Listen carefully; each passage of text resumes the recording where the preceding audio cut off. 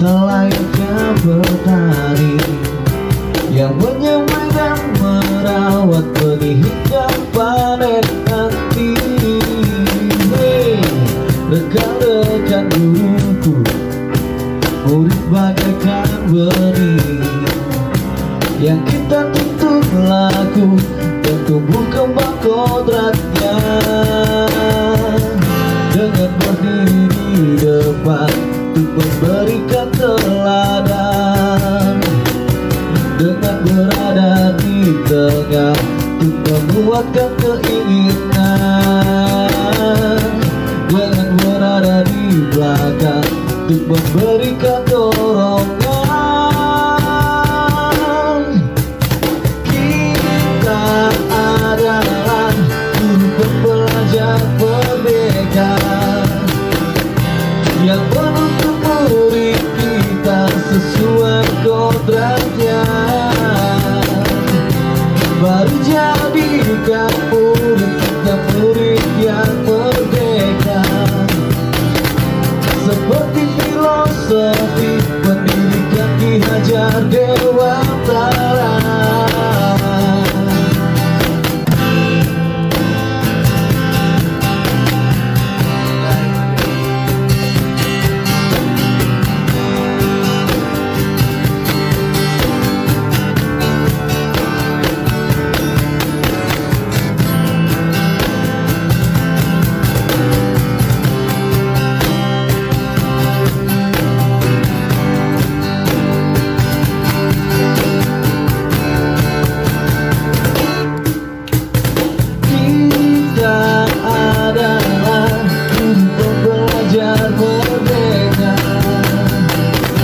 Yang menuntut murid kita sesuai kodratnya.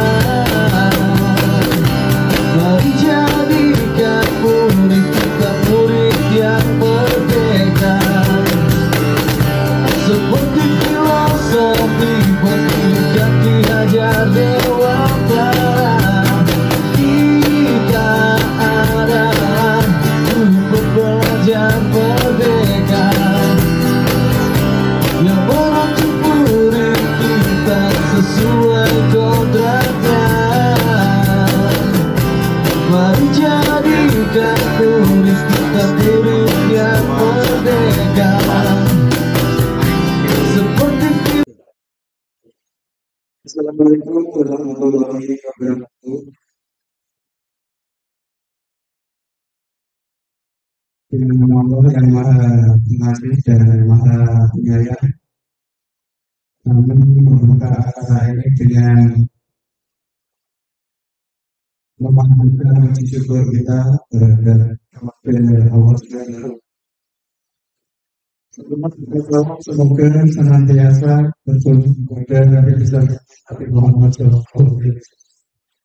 Utusan Allah yang membawa cahaya yang menuju kepada seluruh. Terlebih dahulu izinkan saya menyampaikan rasa terima kasih yang sebesar-besarnya atas kehadiran Bapak Ibu semua dalam acara ini yang telah kami persiapkan dengan seluruh hati.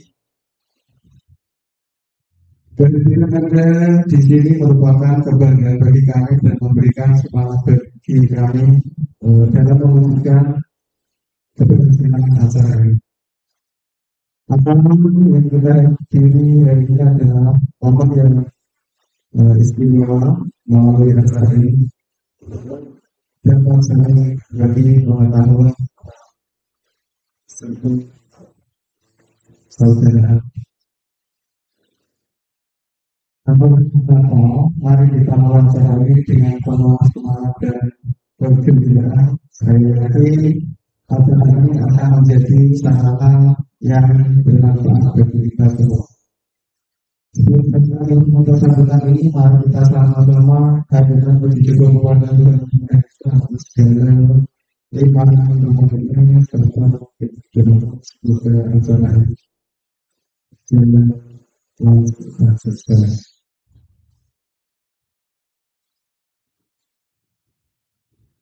Kita untuk materi ini Untuk kali ini saya di sini akan menyampaikan diseminasi aksi nyata. Ini merupakan tugas kami guru penggerak, calon guru penggerak. Ini aksi merupakan tugas modul satu yang intinya kita harus mendiseminasikan penerapan budaya positif untuk disampaikan kepada teman-teman rekan sejawat.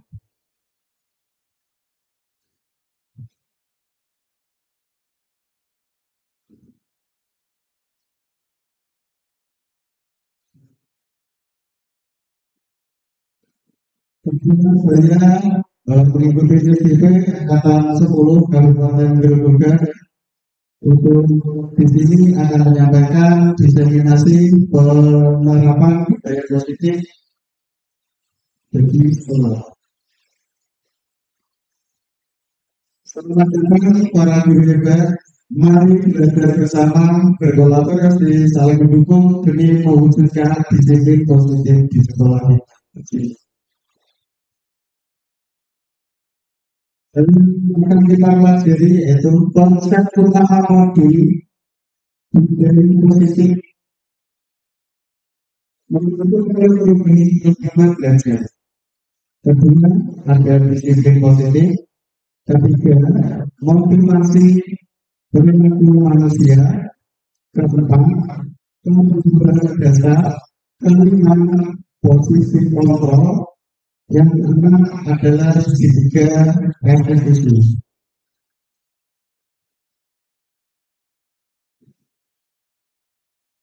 Kita belajar yang itu pembelajaran yang dirancang untuk berdasarkan pembelajaran berdiferensiasi sehingga peserta didik belajar sesuai kebutuhannya berdasarkan tahap perkembangan sesuai teori psikologi modern untuk mewujudkan profil pelajar Pancasila.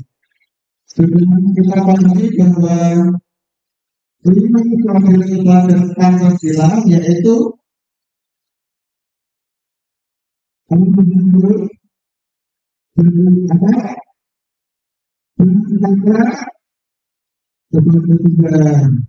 kemudian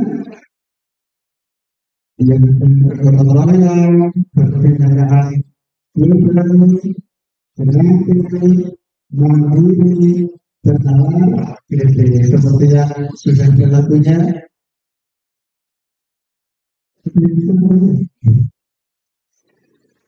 Ini ya, kita tambah semangat belajar Pancasila, beriman dan bertakwa. Tuhan yang Esa dan berakhir mulia berkepentingan global kembali diri kreatif dan berpolitis. Nah itu adalah impian nanti pembelajaran kita di zaman sekarang itu adalah siswa-siswi atau belajar Pancasila. Selanjutnya mengetahui paradigma belajar, kemudian di sini akan dibahas tentang disiplin positif. Mungkin Bapak Ibu terlintas apa itu disiplin?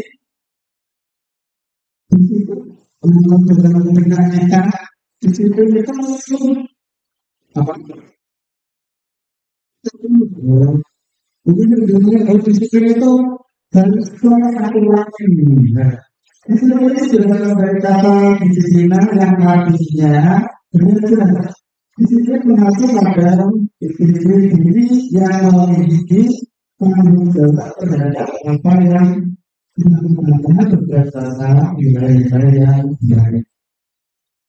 Disiplin positif merupakan salah satu penerapan disiplin yang bertujuan untuk menumbuhkan kesadaran serta memberdayakan serta didik tanpa peninggalan hargaan ancaman atau hiburan. itu kita adalah menciptakan peserta didik yang memiliki disiplin diri sehingga mereka berperilaku mengacu pada nilai etika. Jadi pendidikan itu satu apa saja yang cukup menghadapi keagamaan ini. Kemudian universal dan memiliki motivasi intrinsik dalam perubahan perilaku ke arah yang lebih baik. Jadi nanti harapan kita adalah menciptakan disiplin positif bagi kelima tujuan dasar manusia yang ini tidak lepas dari kehidupan kita sehari-hari. Yang pertama adalah kebutuhan bertahan hidup, misalnya kita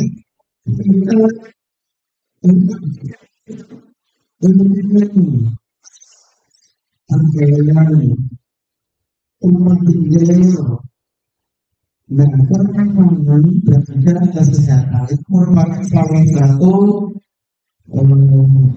kebutuhan dasar manusia yaitu terus yang kedua, kita sebagai manusia itu juga memiliki kebutuhan dari semacam sayang dan rasa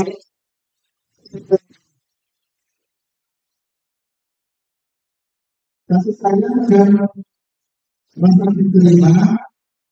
Kita itu sebagai manusia juga ingin diterima, dipedulikan, berpikir, dan kerjasama menjadi bagian dalam kelompok.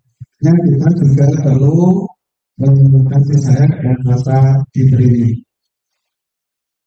Kemudian ada kebutuhan dasar yang ketiga yaitu penguasaan. Yaitu harga diri, keinginan untuk dianggap. Biasanya anak-anak itu ingin memunculkan sesuatu yang paling berkuasa seperti itu. Itu ingin menonjolkan sebagai seorang pemimpin.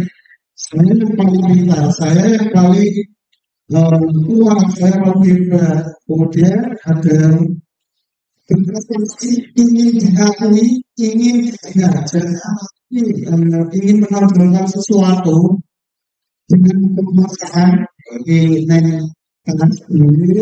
jadi paling nakal ini ingin menonjolkan bermain dan itu adalah ingin diakui, ingin didengar dan itu juga merupakan salah satu kebutuhan dasar yaitu penguasaan.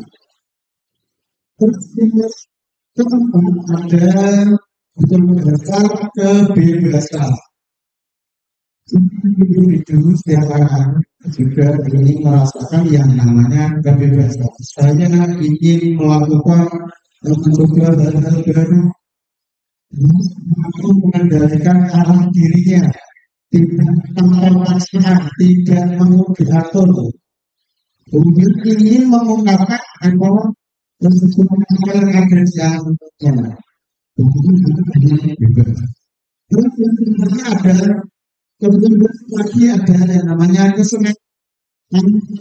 Itu juga ingin merasakan yang namanya kesenangan selain belajar, selain kebebasan, kasih sayang, yang namanya kesenangan. Bisa bermain, kemudian dengan namanya banyak tanda kali itu adalah yang dasar manusia yang terakhir. Selanjutnya, motivasi perilaku manusia.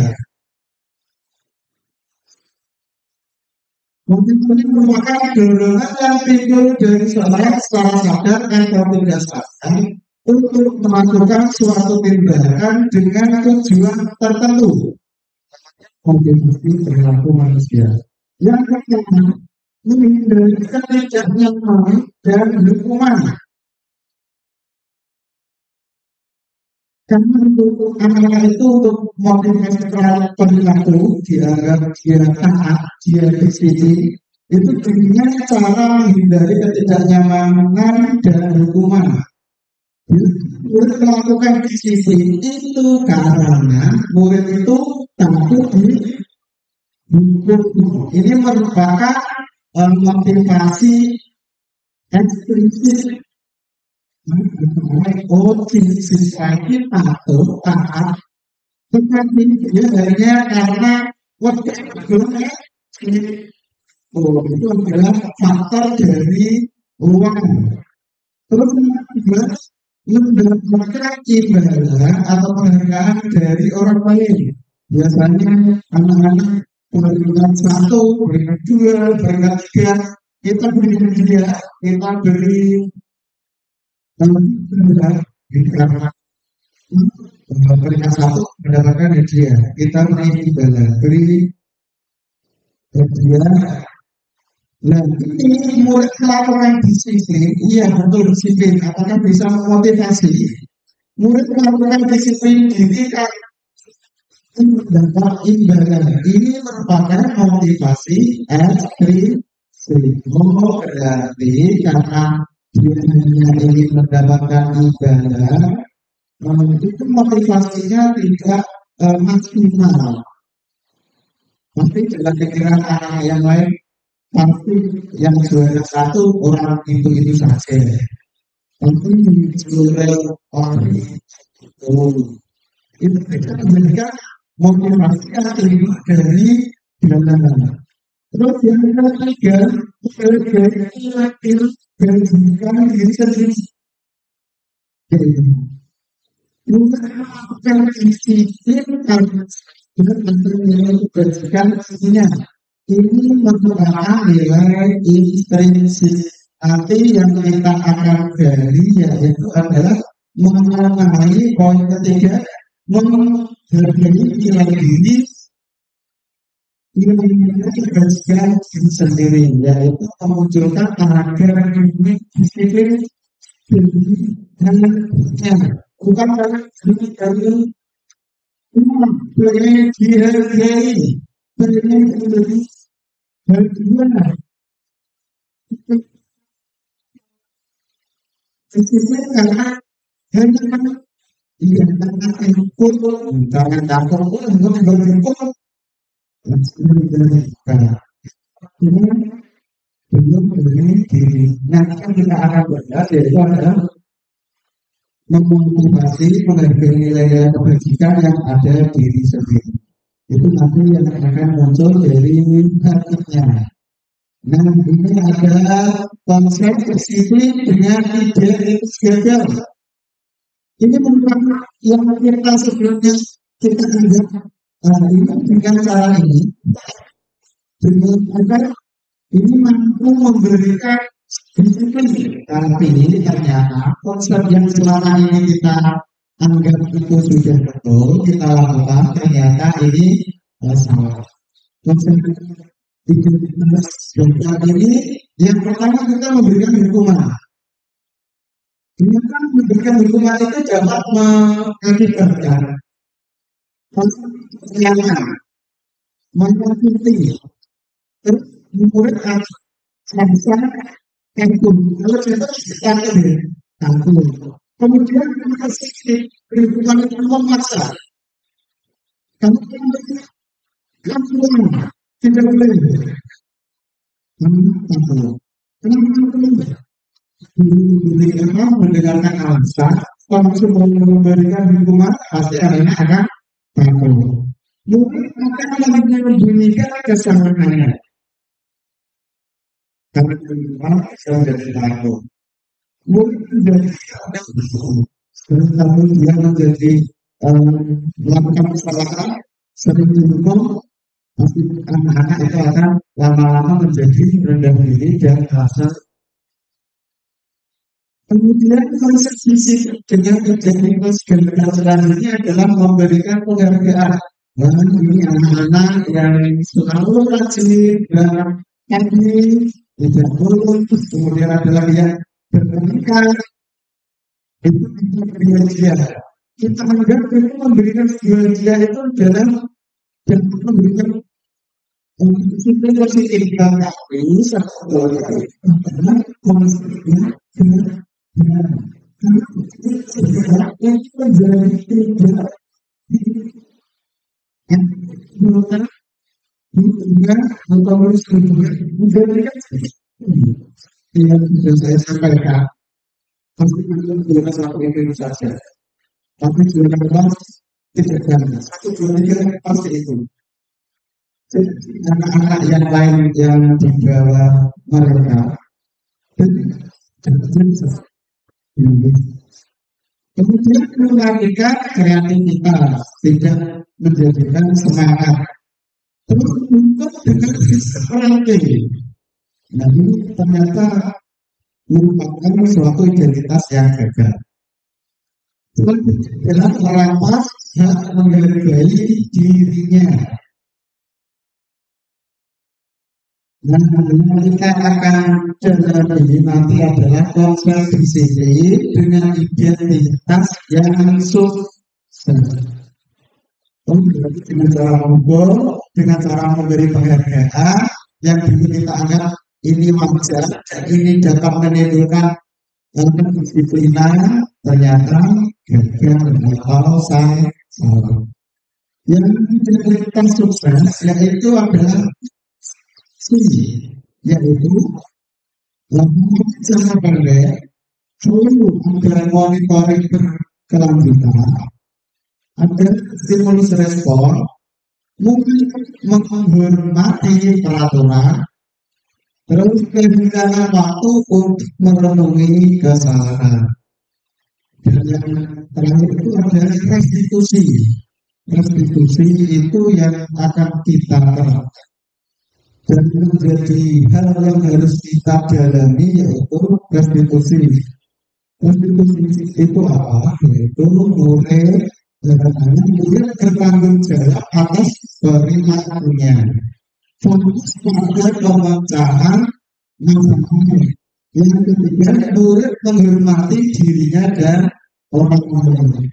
Selanjutnya, perlu kontrol dirinya memegang kontrol. Kemudian semangat dari kesalahan yang kita harapkan untuk disiplin positif itu nantinya kesalahan yang kita bertanggung jawab atas apa yang dilakukan. Kita sebagai guru bersama anak-anak untuk memecahkan masalah. Untuk beberapa pendekatan institusi yaitu sebuah disiplin positif pada murid. Sebelum kita membahas lanjut tentang restitusi, kita harus tahu dulu tentang yang apa itu restitusi.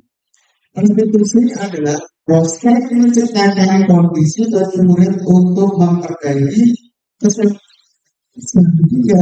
mereka bisa kembali kepada kelompok mereka dengan karakter yang lebih kuat. Artinya restitusi itu adalah mengenali kesalahan yang menyelesaikan dan harus lebih kuat karakternya. Di sini ada ciri-ciri restitusi. Yang pertama, kamu mengerti kesalahan, namun belajar dari kesalahan.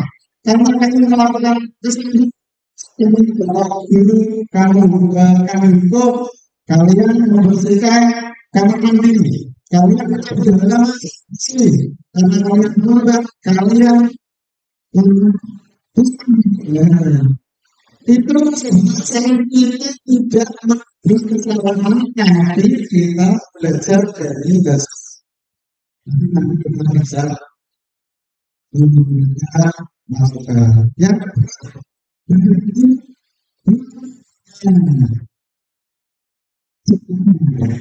contohnya segini juga menjadi masalah ini makanya misalkan anak yang belum terlambat ke sekolah ini dulu yang kalau sekarang anak melihat masih kita masih di pemerintah. Nah, dia untuk belajar dari kesalahan kita melakukan pendekatan yang namanya restitusi ini Kemudian kita mencari tahu permasalahannya. Ya, nanti kita akan jalani lebih lanjut. Kemudian kita menuntut untuk melihat ke dalam diri. Itu dasarnya dari tindakan. Fokus pada karakter dan tindakan menguatkan dan fokus pada solusi.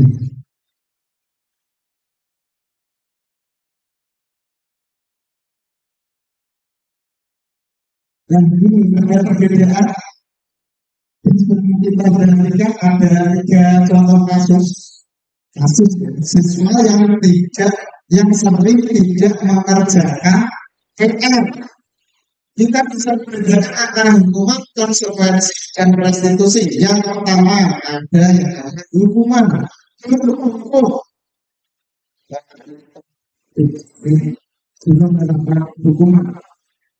Hukum siswa tersebut berpikirkan soal 10 menit.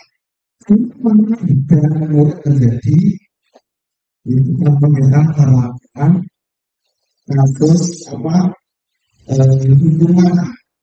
Kemudian yang kedua konsekuensi. Yang memberikan konsekuensi jangan kegiatan saat istirahat sebenarnya dan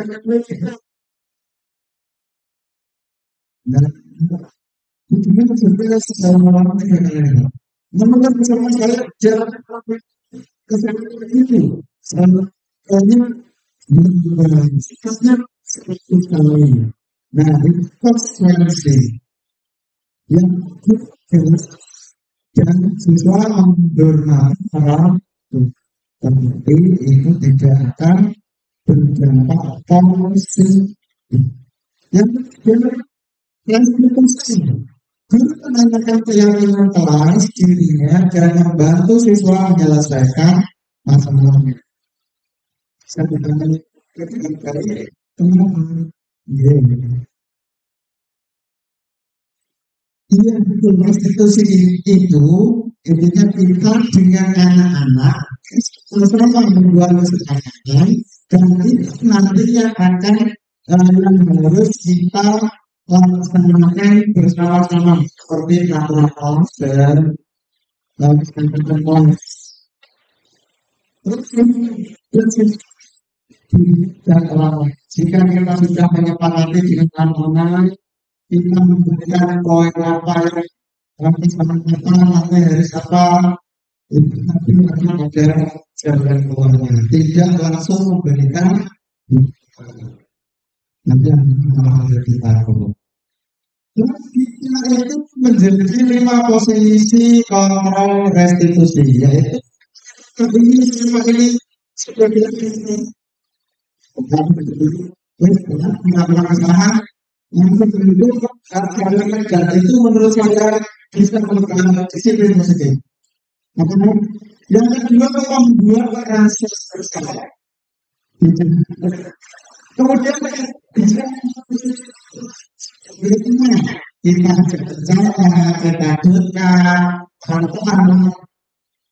Kemudian ada lagi pemantau. Memantau boleh kesalahan. Ada juga yang namanya manajer. Ini dari 5 ini bisa kita menempatkan posisinya. Jadi kita kesalahan, kita sebagai posisi kontrol kedua membuat rasa bersalah. Ini seperti begini. Kita menempatkan posisi kontrol sebagai teman. Kita bicara diskusi seperti sebenarnya teman, tapi itu juga tidak Nah ini contoh penerapan 5 posisi kontrol tadi yang sebagai penutup itu dalam yang kita pahami hukuman pasti ada konsekuensi yang harus dilakukan. Penghukum patuhi aturan sekolah lalu berdiri di depan barisan. Hukum ini hukum yang bersalah. Terus posisi yang kedua membuat akses Saya berapa kali waktu itu harus memberitahu kamu waktu itu kan saya lagi bulan ketiga itu kecewa menimbulkan teman-teman dia merasa kecewa. Teman yang ketiga menjadikan anak itu sebagai teman. Ayo Allah yang batin, bergaya kali ini tidak apa-apa misal biasanya ngobrol seperti teman. Nah, posisi kontrol selanjutnya yaitu tahu yang informasi. Kamu tinggal apa benar-benar dan konsekuensinya. Melanggar. Berarti setiap ada konsekuensinya. Berarti kayak pemantau. Yang selanjutnya adalah manajer. Apakah kamu tahu khusus kamu kira-kira bagaimana kamu akan memperbaiki kesalahan ini? Berarti yang Bapak itu terlaksana yang selama ini mungkin ada cara satu di antara 5 posisi ini nanti harapan kita adalah menjadi seorang manajer. Berarti kalau kita sebagai posisi yang mungkin yang kita lakukan sesuai berapa yang sudah kita anggap itu menjadikan asisten positif. Jadi yang ketiga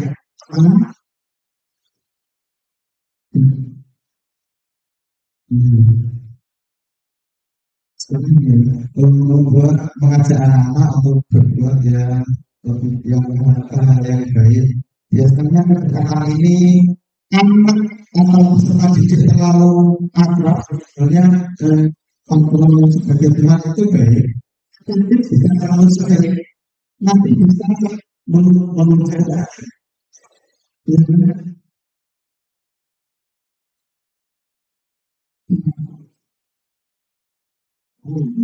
Kesempatan terus nanti sampai ini harus setengah jam. Ini kita paham dulu tentang posisi kita.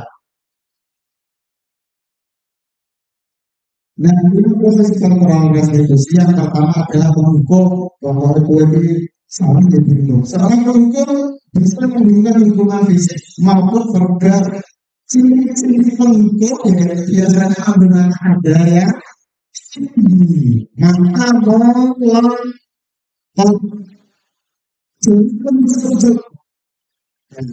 mengerti guru biasanya akan berkata lakukan dulu aturan saya awas ini memberikan posisi pembuka adalah biasanya menggunakan kata-kata nada tinggi kemudian kalau bidik-bidik kamu itu terus tentang melakukan berarti posisi kontrol kita waktu itu adalah sebagai hukum.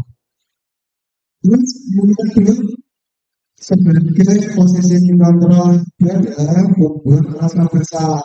Ini akan menggunakan kehidupannya yang membuat orang lain merasa tidaknya bersalah atau rendah diri. Suaranya biasanya menggunakan lagi sedih agar anak-anak itu merasa bersalah. Biasanya berkata Bapak benar-benar kecewa dengan kamu.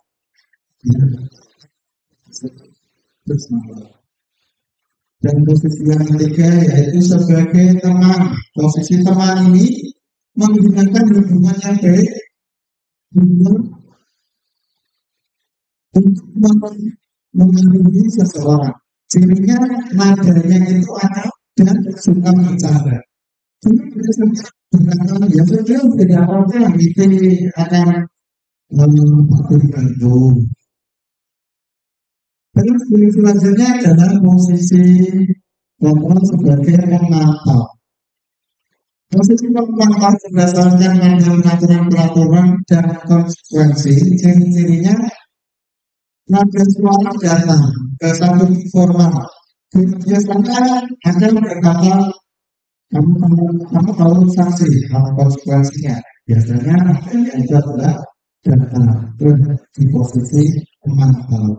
Yang kelima yaitu posisi manajer, di mana guru berbuat sesuatu itu bersama mendukung murid agar dapat tertanggung jawab mencari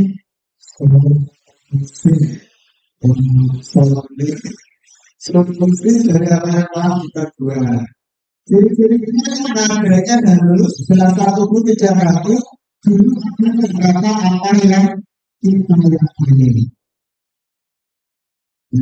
Selanjutnya adalah pimpinan kelas.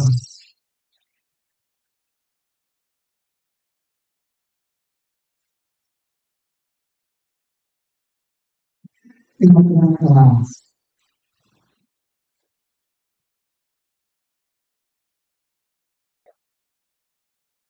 Pimpinan kelas menggunakan metode untuk menimbulkan kembali disiplin positif yang didasari oleh motivasi dari dalam diri.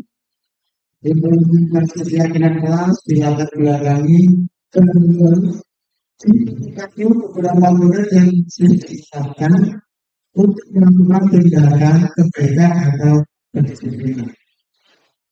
Sebuah keyakinan kelas yaitu yang pertama adalah membuka ruang diskusi. Kita dengan itu mendiskusikan lalu tentang keyakinan yang kita anggap penting dan kita harus melaksanakan. Yang kedua, mencatat. Yang ketiga, merumuskan keyakinan. Yang keempat, tidak keluar. Yang membuat pernyataan keyakinan. Yang keenam, yang ketujuh, yaitu adalah langkah-langkah kita buat sebuah keyakinan itu adalah dengan bersama diskusi, kemudian mencari yang dihasilkan dari diskusi bersama-sama merumuskan keyakinan. Jadi kita itu merumuskan keyakinan. Sebelum disepakati guru dan murid itu akan meninjau kembali apakah kesepakatan kita itu perlu diubah, keyakinan kita itu perlu diubah. Kemudian setelah guru dan siswa merasa keyakinan itu sudah pas, kemudian dan dengan siswa, berarti sudah menjadi kesepakatan bersama dan jika ada yang melanggar sudah ada konsekuensi yang sudah disepakati dengan cara anak-anak memberikan tanda tangan sesuai hasilnya sudah dan kemudian kelas lalu dibaca di kelas. Berarti keyakinan kelas harus dilakukan semuanya untuk memberikan di kelas.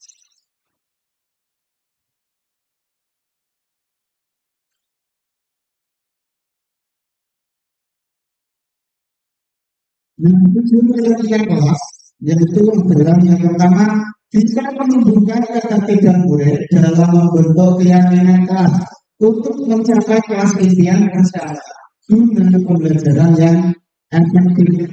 Apa tujuan keyakinan itu bisa membuat efektif karena guru dan murid itu bersama-sama terlibat dalam membuat suatu kesepakatan. Yang kedua akan menunjukkan merdeka belajar yang berpihak dan murid itu orang yang melakukan guru tetapi akhirnya dibuat bersama bersama kemudian menjadikan pikiran bersama akan menciptakan komunikasi segala arah anak guru dan murid-murid. Jadi guru itu hanya mendengar, tetapi anak juga bisa sampaikan dan ini juga bisa mengenal. Yang terakhir yaitu membiasakan gaya dan disiplin positif, yaitu disiplin positif tadi yang kita adalah disiplin yang berasal dari dirinya, bukan dari kata hubungan atau hubungan kebahagiaan. Terus beberapa kriteria dalam pembuatan kelas, yaitu lebih abstrak dari peraturan. Yang kedua, berikutnya pernyataan universal. Ketiga, dibuat dalam bentuk positif. Selanjutnya sedikit saja agar mudah diingat. Kemudian ada sesuai dengan kondisi kelas dan sekolah agar mudah dihafal. Yang terakhir, sekretaris atau sekolah dilibatkan saat untuk membuat kriteria keyakinan kelas. Kita tidak sendiri membuat, tapi harus bersama dengan ada yang kelas untuk membuka ruang diskusi, mencapai, kemudian merumuskan keyakinan. Jika keyakinan sudah dirumuskan, kita meninjau ulang, terus membuat pernyataan keyakinan pada panel dan dibaca. Ini adalah contoh praktik yang dilakukan yang sudah dilakukan kelas, yaitu kalau kita bicara dengan anak-anak membuat sebuah keyakinan, dia sebuah keyakinan itu dirasa sudah sesuai semuanya dan semuanya setuju, baru anak-anak kita minta untuk apa ini memberikan pendapatnya. Berarti anak-anak menyetujui semua, dan setelah disetujui hasil kesepakatan ini kita tanam di titik. Dan selanjutnya ada segitiga restitusi. Segitiga restitusi adalah proses menciptakan kondisi berikutnya untuk memperbaiki kesalahannya sehingga praktek mereka lebih kuat ketika kembali pada kelompoknya.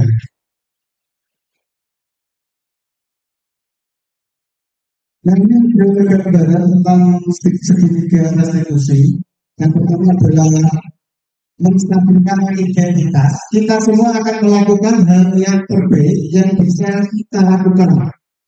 Yang kedua adalah validasi tindakan yang salah. Semua perilaku memiliki alasan. Yang ketiga menanyakan keyakinan, yaitu kita semua memiliki motivasi internal. Dan dalam segitiga restitusi ini ada menanyakan yang pertama dengan menstabilkan identitas. Terus yang kedua adalah validasi tindakan. Berarti kamu tentu punya alasan mengapa kamu melakukan itu. Ada cara yang lebih efektif untuk mendapatkan apa yang kamu butuhkan. Kemudian ada menanyakan keyakinan. Keyakinan kelas apa yang kita sepakati? Kamu ingin menjadi orang yang seperti apa? Kenapa segitiga restitusi? Identitas merupakan bagian dasar dari segitiga restitusi. Tujuannya untuk mengubah identitas anak dari orang yang gagal karena melakukan kesalahan jadi orang yang sukses. Kalau kita ingin dia menjadi reflektif, maka kita harus meyakinkan dengan kalimat-kalimat ini. Berbicara itu tidak apa-apa. Nah,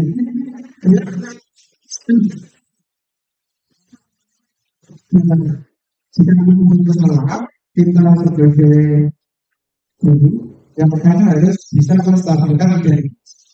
Yang pertama itu tidak apa. Yang kedua, tidak ada manusia yang sempurna. Biasanya orang-orang itu untuk orang lagi ayam bukan langsung dilihat ini untuk besar gitu ya. Dia melihat seperti ini dulu ya. Selalu juga akan melakukan kesalahan seperti itu. Yang keempat, kita bisa menyelesaikan ini. Yang kelima, itu tidak tertarik mencari siapa yang tapi ini mencari solusi dari ini. Yang kedua, kamu berhak merasa buruk. Yang ketiga, sudah menjadi teman yang baik buat kamu sendiri. Langkah ketiga restitusi adalah mengusahakan identitas. Yang kedua, ada kualifikasi. Tidak masalah. Setelah anak kita sudah mengenalkan dan masalah dengan menggunakan dananya teori stimulus respon kita berpikir proaktif yang anak itu juga dari setiap tindakan. Karena kita harus mengungkapkan dengan respon berbeda, namun tidak juga ini akan menjadi kebutuhan mereka. Ya, itu setelah tadi normal menetapkan identitas, kemudian kita melakukan validasi tindakan, ya dengan cara itu bisa melakukan itu jadi ini ya. Yang melakukan hal itu. Yang karena aku bangga pada dirimu sendiri, karena telah melindungi sesuatu yang penting juga.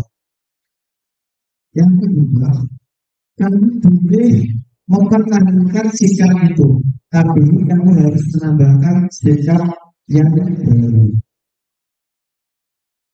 Terus selanjutnya dari solusi yang ketiga yaitu adalah menanyakan keyakinan. Pertanyaan-pertanyaan di bawah ini menghubungkan keyakinan dengan keyakinan kelas atau keluarga. Setelah menstabilkan identitas, kemudian memvalidasi tindakan yang semua, yaitu kemudian kita bisa menanyakan keyakinan. Itu apa sebagai kelas?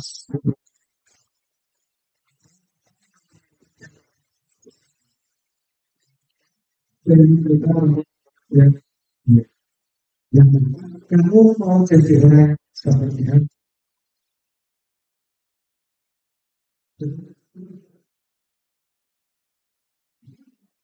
Ada satu contoh dari sertifikat restitusi.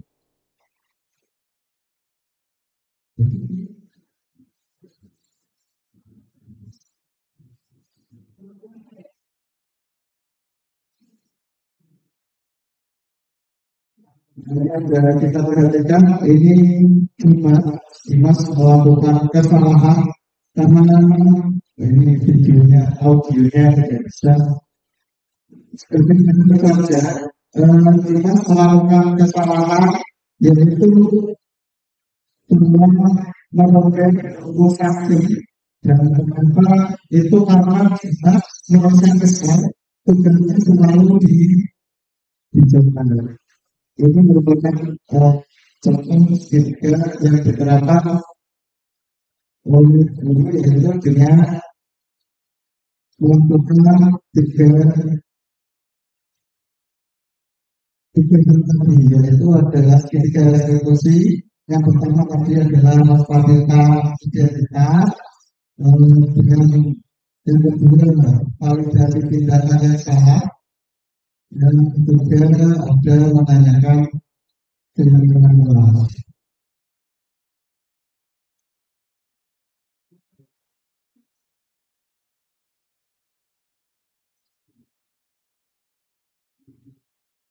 Nah, ini adalah contoh penerapan kebijakan restitusi yaitu kita dengan harus bisa punya identitas, kemudian validasi masalah, yang ketiga adalah menerapkan dengan maaf.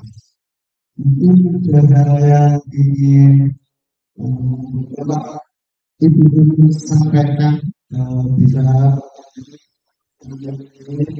bisa ditanyakan.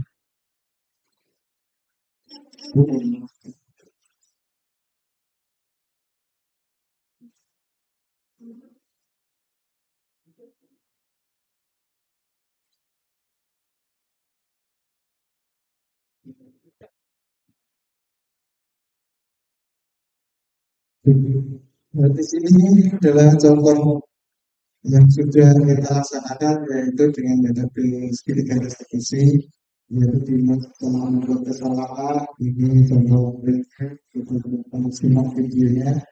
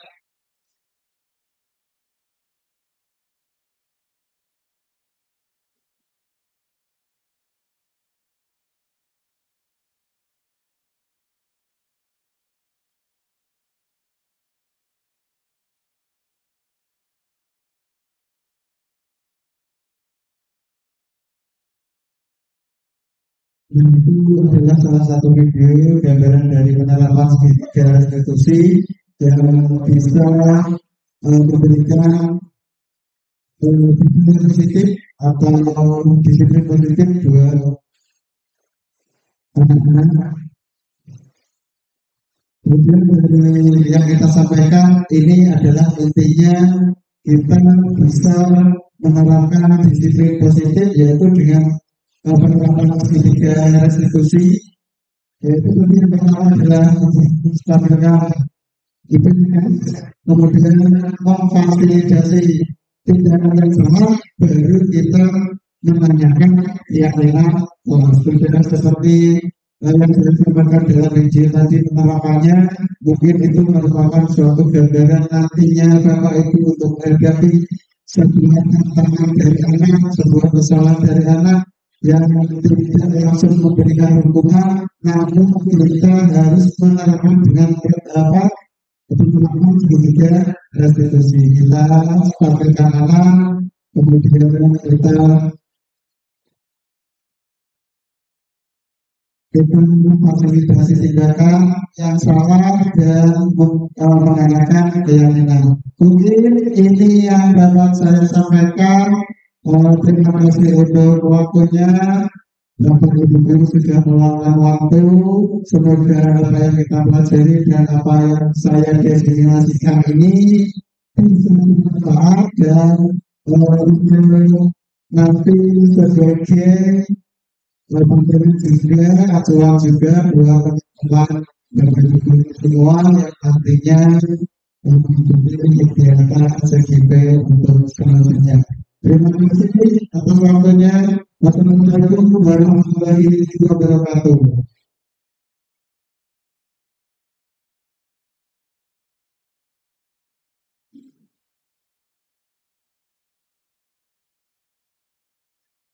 Kasus 1, Dimas adalah siswa kelas 5 SD Negeri 1 Karanganyar. Dimas bertengkar di kelas karena tugasnya sering dicontek temannya.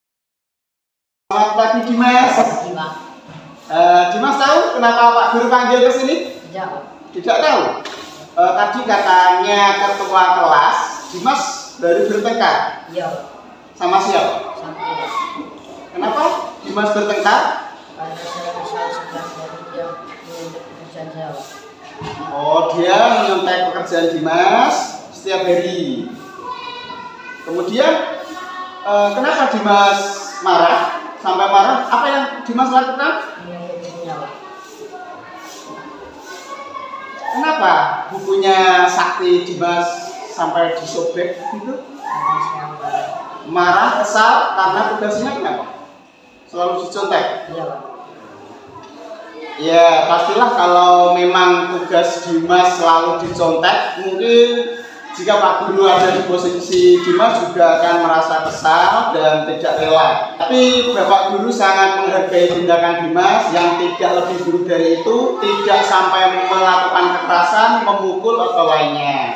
Nah, sekarang Dimas pikir-pikir ya, dengan tindakan Dimas merobek bukunya siapa tadi, Sakti ya, apa sudah sesuai keyakinan kelas kita? Tidak. Menurut Dimas, keyakinan kelas apa yang telah Dimas tidak patuhi? Saling menghormati dan mengerti sesama teman. Nah, benar banget. Menurut Dimas, menghormati sesama teman itu menurut Dimas penting atau tidak? Penting banget. Nah, benar sekali. Baik, kalau menurut Dimas itu penting, jadi keyakinan apa yang harus kita lakukan pada saat kamu sedang marah atau lagi emosi? Harus lebih sabar ya. Dimas bersedia untuk memperbaiki masalah ini? Bersedia. Nah, kalau begitu, apa yang kamu lakukan untuk memperbaiki masalah sehingga kedepannya tidak terulang lagi? Harus bagaimana kamu? Bersabar dan menahan amarah saya, Pak. Iya, harus lebih bersabar dan menahan amarah. Ini baru tindakan yang tepat untuk menyelesaikan suatu masalah, tidak harus dengan emosi. Lain kali kalau ada teman yang meminjam atau meminta contekan tugas dari Dimas, Dimas bisa lapor ke guru dan atau wali kelas. Dimas tetap semangat karena masalah ini sudah kita selesaikan. Dimas boleh kembali ke kelas ya. Terima kasih, Pak. Kasus 2, Anissa adalah siswa kelas 4 SD Negeri 1 Karanganyar. Anissa sering terlambat berangkat sekolah. Selamat pagi Lupi. Kenapa Lupi dipanggil ke sini tahu? Tadi pagi Pak Guru lihat Lupi datang terlambat ya. Dalam 3 bulan ini Lutfi sudah berapa kali terlambat? Sudah 6 kali. Menurut Lutfi, terlambat datang ke sekolah sehingga tidak ikut pelajaran pertama itu bagaimana? Baik atau tidak? Tidak. Berbuat kesalahan memang manusiawi. Setiap orang pasti melakukan kesalahan. Nah, sekarang terpenting kita adalah bisa belajar dari kesalahan yang telah kita buat. Menurut Lutfi setuju tidak? Lutfi, kalau begitu kita cari solusinya. Bersedia? Karena Lutfi dalam 3 bulan ini sudah 6 kali terlambat, Lutfi punya alasan kenapa Lutfi bisa terlambat.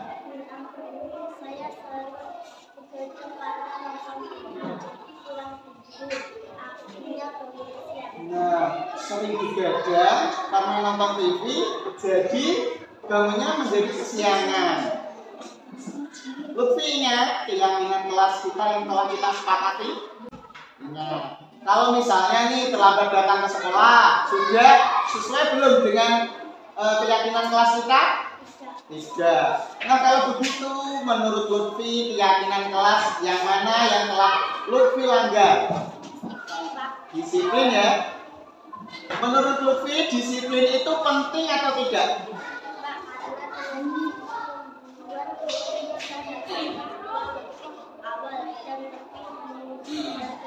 Nah, betul sekali.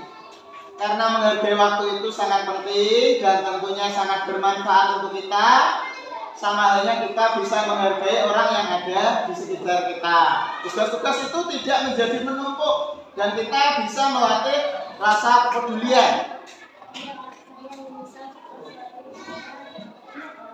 Nah, sikap minta maaf ini sudah merupakan sikap yang bagus, Lutfi. Kalau begitu, menurut Lutfi nih ya, menurut Lutfi apa yang akan Lutfi lakukan jika datang terlambat lagi?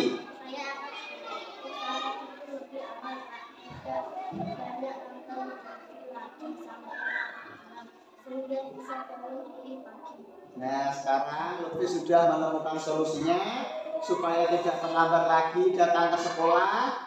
Itu dengan cara tidak menonton TV terlalu larut malam dan biar bisa bangun pagi. Nanti Bapak Guru akan menghubungi orang tua Lutfi biar mengingatkan supaya Lutfi bisa dibangunkan lebih awal biar tidak terlambat ke sekolah. Nah, sekarang masalah kita sudah terselesaikan. Lutfi bisa kembali ke kelasnya. Oke? Sama-sama, Lutfi. Perkenalkan, nama saya Timo Suryo. Saya senang sekali sudah diajak berdiskusi dengan Pak Slamet untuk lebih bersabar dan saling menghormati. Anita Lutfi Triana, saya senang sekali berdiskusi dengan Pak Slamet untuk memperbaiki kesalahan saya dan lebih bisa disiplin.